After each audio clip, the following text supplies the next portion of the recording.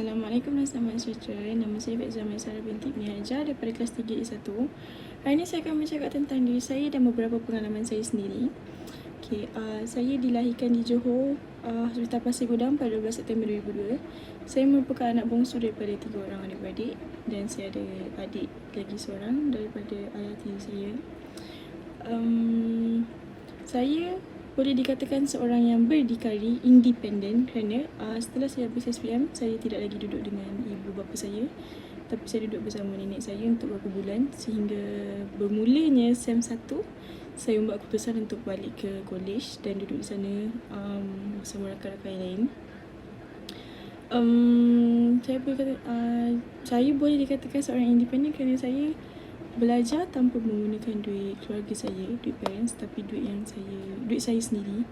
Jadi saya membuat keputusan dengan ambil kelebihan kelas online, saya buat kerja sambil tu. So setiap kali habis kelas waktu petang, saya akan pergi kerja sampai malam. Kerja pertama yang saya buat dekat sana ialah saya kerja di kedai makan. Kemudian saya kerja sebagai penyewa kereta. Kemudian setelah beberapa bulan, saya rasa kerja tu macam tak berpatutan kerana waktu saya bekerja dengan gaji yang saya dapat tidak berbaloi. Jadi setelah beberapa bulan, saya mengambil keputusan untuk duduk di Shah Alam kerana kelas masih online lagi. Jadi saya duduk di Shah Alam. Saya sewa bilik di sana di seksyen 22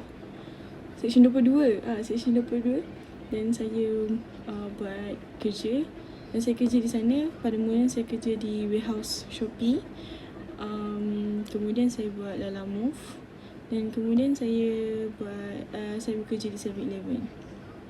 Jadi dengan cara saya bekerja sendiri, saya bekerja sendiri dan saya hidup seorang, saya dapat rasa macam mana nak tempuh berbagai masalah yang datang, bagai rintangan yang saya hadap duduk sana seorang tanpa keluarga dan keluarga yang jauh. Dengan cara tu saya dapat lebih menghargai duit yang saya ada. Dengan cara tu, sebab kita bekerja, so kita lagi hargai duit apa yang kita ada, sebab kita tahu kita bekerja tu titik peluh kita, penat lelah kita.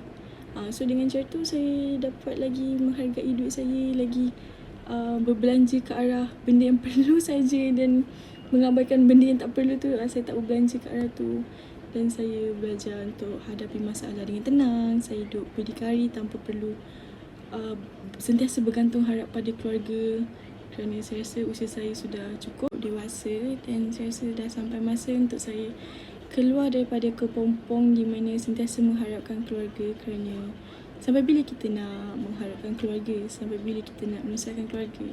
So dengan cara tu saya dapat rasa macam mana penat lelah ibu bapa saya untuk membesarkan saya dan adik-beradik saya yang lain, dan saya lagi menghargai segala benda-benda tu.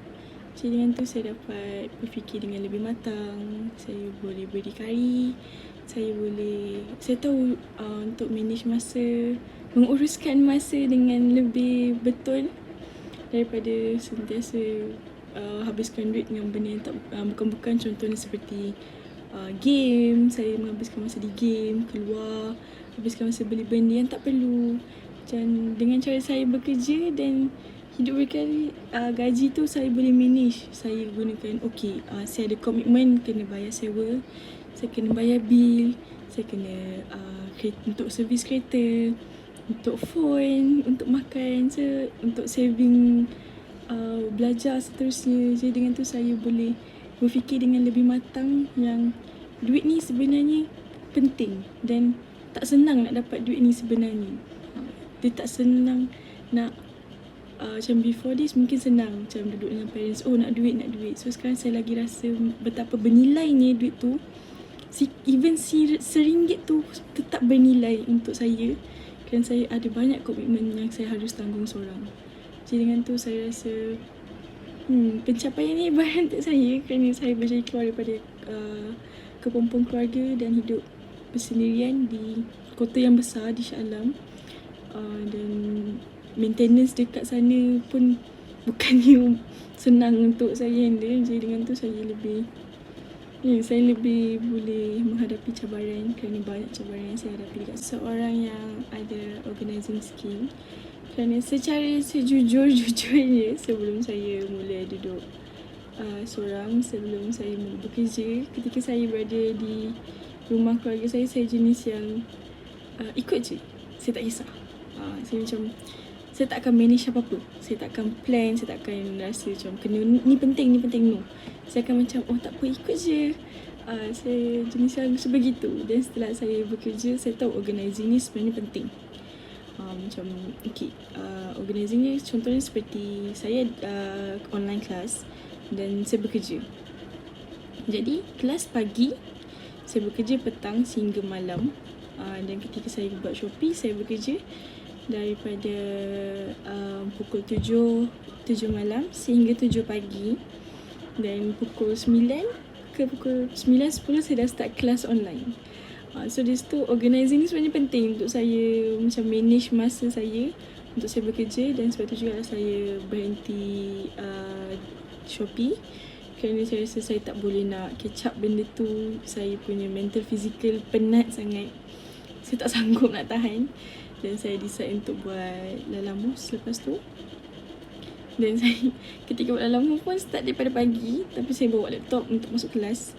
Daripada setengah kelas yang saya still skip, saya tak masuk. So saya rasa macam tu bukan kerja yang sesuai juga sebenarnya.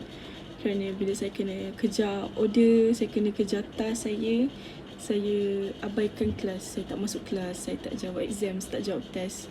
So tu juga bukan kerja yang sesuai untuk saya survive dengan keadaan saya tengah online class. Sehingga akhirnya saya buat kerja 7-Eleven. Dengan cara tu saya ikut by jadual dan saya sentiasa minta waktu petang di mana kelas dah habis. So dengan cara tu saya rasa organising skill ni sebenarnya penting. Dan daripada saya hidup berseorangan tu, saya dapat belajar macam-macam. Saya dapat belajar berdikari daripada selama ni saya sentiasa mengharapkan keluarga. Saya sentiasa apa saya nak, saya tahu saya akan dapat. Dan benda tu semua diuruskan oleh keluarga. So dengan cara saya keluar daripada rumah, saya hidup seorang di kota yang besar, saya dapat rasa hidup berdikari, betapa susahnya cari duit. Saya dapat belajar yang planning ni sebenarnya penting. Kita kena plan daripada awal sampai akhir. Kita kena plan, kita kena fikir jangka masa yang jauh, apa akan jadi seterusnya. Kalau kita buat macam ni, apa akan jadi? Next dia apa? Benda ni berguna tak? Benda ni berbaloi ke tak? So saya lebih peka dengan sekeliling saya. Dan sejak daripada tu saya lebih teratur. Saya susun semuanya ikut jadual. Saya make sure tak ada bertindih, tak ada yang macam rushing mana-mana. Begitu. So saya rasa benda ni penting juga. Sekali saya rasa dengan cara saya membuat keputusan tu, itu merupakan keputusan benar. Kerana secara jujurnya lagi, sebelum saya keluar daripada rumah dan sebelum saya rasa susahnya hidup seorang untuk tanggung diri sendiri, walaupun saya tanggung diri saya seorang tanpa orang lain, saya susah. Saya jenis yang sebabkan kelas online, jadi saya rasa agak sukar untuk saya handle, untuk saya go on dengan kelas online. Kerana saya rasa macam kelas ni online, aku tak payah buka kamera, just boleh tidur. Saya tak ambil serius langsung dengan kelas online. Secara jujurnya saya cakap, saya tak ambil serius langsung tentang kelas saya daripada SEM 1, SEM 2 dan sampailah nak ke hujung SEM 3 sekarang ni. Saya tak ambil serius langsung. Saya banyak sangat main, saya banyak sangat leka.